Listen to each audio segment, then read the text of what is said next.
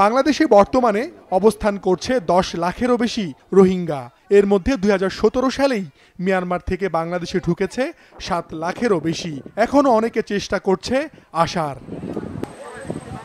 পররাষ্ট্রমন্ত্রী জানিয়েছেন, চুক্তির 1 বছর হয়ে গেলেও মিয়ানমার রোহিঙ্গাদের ফেরত নিচ্ছে না, উল্টো আরও রোহিঙ্গাদের পাঠাচ্ছে। তবে আর কাউকে ঢুকতে দেওয়া হবে না। সীমান্তে নিরাপত্তা জোরদার করা হয়েছে।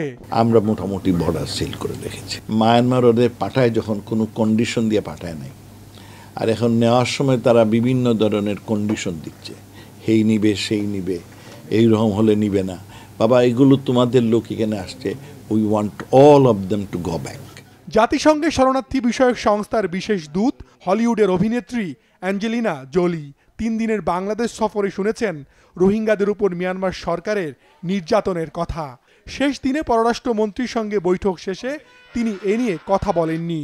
পররাষ্ট্রমন্ত্রী জানিয়েছেন, বাংলাদেশকে সহযোগিতার আশ্বাস দিয়েছেন জোলি। অনেকগুলো দেশ আমাদের অঙ্গীকার করেছে যে সাহায্য দিবে, এদের রক্ষণাবেক্ষণের সাহায্য, এদের সেবা দানের সাহায্য, কিন্তু সেই মতো সাহায্য আসছে না। বলেন যে আমরা একসাথে কাজ করব, চ্যারিটির ব্যাপারটা হ্যাঁ ওইটাও বলেছেন, তিনি একসাথে কাজ করবেন। বাংলাদেশে থাকা রোহিঙ্গারা এরই মধ্যে জড়িয়েছেন নানা অপরাধে। সমস্যার সমাধানে নিজের ভারত সফরে বিভিন্ন বিষয়ের পাশাপাশি এ নিয়েও আলোচনা হবে বলে জানান পররাষ্ট্রমন্ত্রী। মাশরুক রাহাত, মাছরাঙা সংবাদ, ঢাকা।